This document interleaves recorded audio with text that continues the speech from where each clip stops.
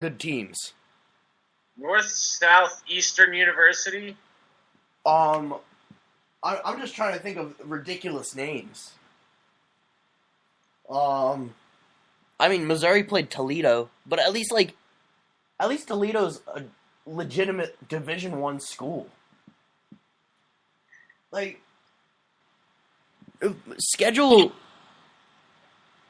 I don't even know. Schedule Wake Forest. Schedule. I don't know. Schedule Syracuse. You don't have to go out of your way and pay Sam Houston State $500,000 just so you can win. Or whatever. I am just hating on the NCAA too much. So we'll move on. We have to give the World Cup some love. Me and CB are huge on the World Cup. Basketball, that is. Oh, the World Cup that matters. Let's put it that way. Today, our American team trounced Mexico 86-63. Slovenia beat the Dominican Republic 71-61. The U.S. will play Slovenia in the quarterfinals. France just barely beat Croatia 69-64. I was actually surprised by this. Based on the amount of Croatian small forwards that were drafted in the second round of the NBA draft. Because it was ridiculous. Just about half the league now has a Croatian small forward.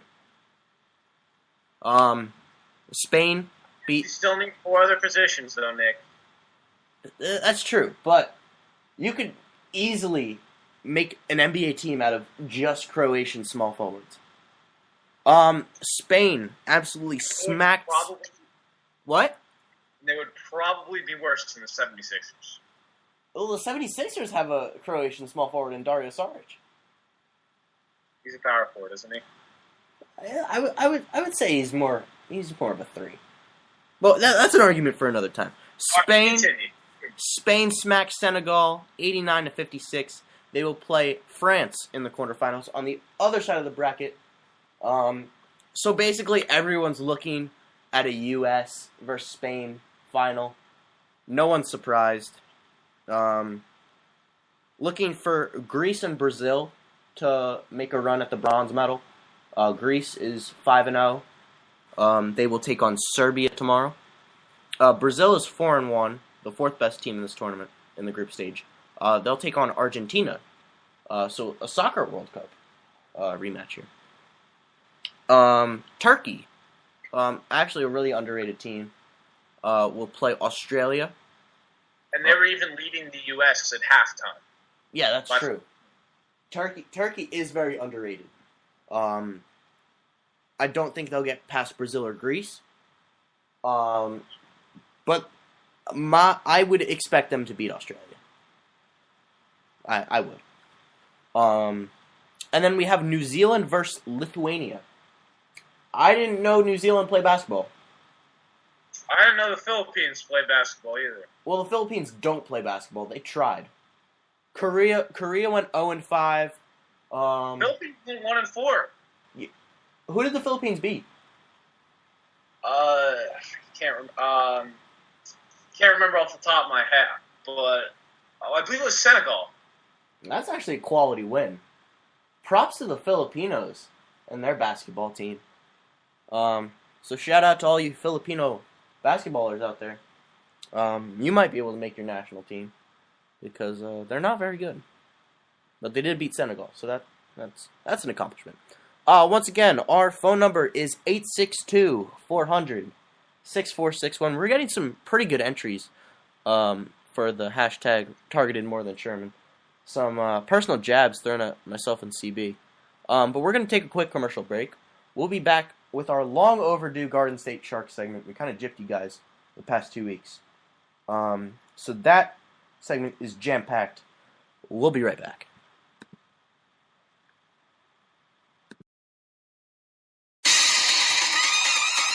Kicking it. What are we kicking? A soccer ball. That's right, Infinity Sports Network now has its very own soccer show.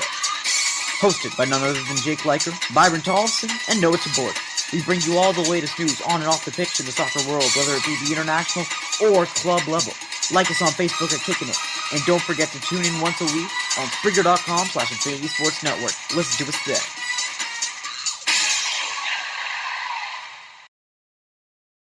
All right, we're back.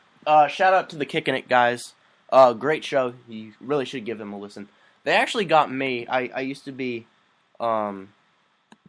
really against soccer, but they got me to listen. And now I'm an Everton fan. Go figure. We actually do have a call coming in. The call ID says Connecticut, so I'm thinking this is one of our SBC friends. Who we have on the line here? Hey, it's Chris Gleason. Oh, our buddy Chris from SBC. What you got for us, Chris? Hey, I was going to ask about FIBA if you want to go back to that. But I can ask We have no now if problem you going want. back to that. What's your question? You what? We have no problem going back to FIBA. We love FIBA. Okay. Yeah, then I'll ask about FIBA. Am I on the line? Yeah, you're on the line. Chris? Hey. Sorry, I lost the connection.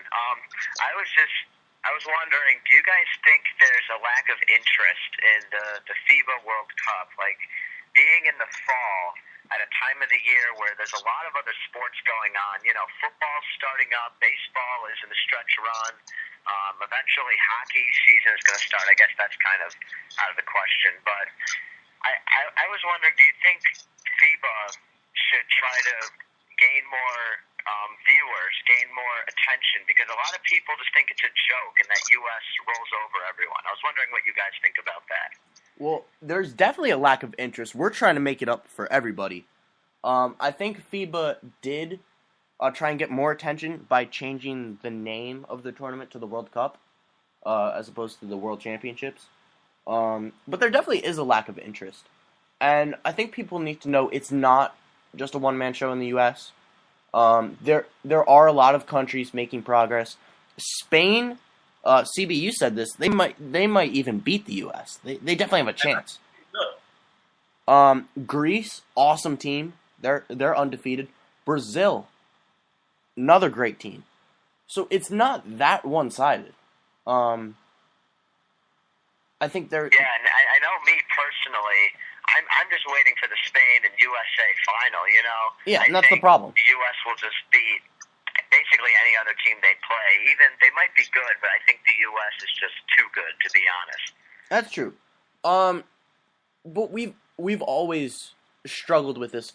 I was actually, I would be talking about the World Cup, and my friends would be like, "You're insane. The World Cup ended." Yeah. So, actually, you know what? Right now, I am calling out all you FIBA haters. You need to watch the World Cup tomorrow. You're gonna watch Greece-Serbia and see the wonderful play of Costa Papanikolaou and Yorgos Printezis, and I'm actually going to get this name right, Yannis Antetokounmpo. Yeah, I got that right. Because two great We had teams. a pronunciation session before the show began. That's true, but I always have Costa Papanikolaou because he's my favorite player. But there's a lot of NBA talent. The European club teams do not get nearly as much love as they should. Barcelona, great team. Olympiacos, awesome team. Real Madrid, great basketball team. I know you guys are all thinking Ronaldo here, but no. Great basketball team. So yeah, FIBA needs way more attention. And we're trying to bring that to America and the I rest think of the the world. problem with the attention is that, again, it's such a sport where it's America and Spain. And again, Chris, you said that you were interested in the Spain-America game. And I'm sure there's a lot of people who are going to watch that game. But that's the only game that's drawing interest because that's the only game that's likely going to be a real game. No one, or not, I shouldn't say no one, but not many people want to watch a 25-point blowout by the second quarter. It's just not as interesting and captivating. And I think the fact that the regular World Cup does so well is because of the fact that It's we're competitive. actually underdogs in that, and no one, aren't expected to win, and it's such a global sport, and so there's so many other people who are interested. While basketball's growing as a sport, it's still not internationally what soccer is. And I think that as it continues to grow, and other teams start to catch up to the U.S. even more, it can try and make the FIBA World Cup more interesting. But I think another problem is that it lacks the star power for a USA team that is normally expected. The LeBron James, the Carmelo Anthony, those players are normally on Team USA. And in the Olympics, that's why Olympic basketball draws so much more attention than the World Cup. Well, it's the opposite for soccer, because in the Olympics, you have all the best players playing for these teams. Well, there's no Tony Parker for France. Now, Great Britain didn't get in, but there was no Luol Deng. There was no Joakim Noah for France as well. You aren't seeing these players on the other team, and it really hurts the competition level. Yeah. Now, personally, I don't think the U.S. is going to win, because I think the U.S. is just having too much of a trouble with big men. And if Gustavo Ayllón is going to be a big man that's going to give you trouble and score 25 points on you for Mexico earlier today, then you're really going to struggle with Serge Ibaka, Marc Gasol, and Pau Gasol of Spain. All right. Well, appreciate the call, Chris. Actually, you can tune into Chris's show along with our friend Miles, which will be Around the Bases, Yep. which is starting 10:15, a little bit after our show ends. So you just stay on Infinity Sports Network, listen to their show, give them a call. They do have a great show. All right, so we'll talk to you later. Thanks, guys, for accepting my call. Oh, always, Chris. So, yeah, no one gives FIBA nearly enough love as it should. So we are bringing the love to FIBA. And hopefully we can get inside everyone's head and get you all to watch the World Cup, get you all to watch international basketball, root for Olympiacos, and Costa Papanikolaou, Vasilis Spanoulis, all my guys. But yeah, I think it's just the opposite of soccer. We're trying to bring soccer to the U.S. We're trying to bring basketball everywhere else. And it's happening. Countries are, catching up. It's just going to take some time. So, Garden State Sharks. We gypped you guys last week, no show. So we're going to finish our preseason rankings, even though the season started. So we're going to have a little bit of a cheat on the Seahawks, because we know they're 1-0. So we're going to start off with the AFC West, though.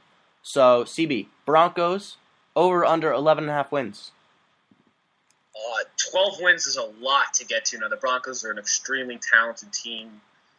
I think they're going to win this division, but I just don't think it's going to be with 12 wins. I think, especially already missing Wes Welker for 4 games, Monte Ball isn't going to fit into the Peyton Manning system as well as Sean Moreno did, because he was such a good pass blocker and such a good receiver out of the running back position. Not that I don't think the Broncos are the best team in this division. I just think that it's extremely hard to win 12 games in the NFL. I'll give them 11 wins, but that's still under the 11.5 threshold. Yeah. I mean, I think they win at, they beat the Colts tomorrow, which will be a tough game. Chiefs, they play the Chiefs twice. Seahawks, Cardinals, 49ers. So there's 3 tough games right there. They play the Jets in between the Cardinals and 49ers, though. So I think 10 and 11 wins is a reasonable mark for the Broncos. They win that division. Probably anything above 9 wins. So I'm going to go under. But they will be a successful team this year. So, Chiefs, Kansas City, over under 8.5 wins, CB. I'm going to go over and just barely. I think they can get to 9 games and possibly contend for a wild card position. Their offense is still going to struggle throwing the ball. Obviously, having who I think is the best running back in the league, and Jamal Charles, is going to have the running game pretty set, and Niall Davis is a change of pace back is good as well. Alex Smith can manage the game well, but there's not a lot for him to work with. Dwayne Bowe is going to be suspended for a game, and then after that, he's got Donnie Avery to work with. The defense is probably going to struggle a little bit as they lose Brandon Flowers this offseason, releasing him to try and save cap space.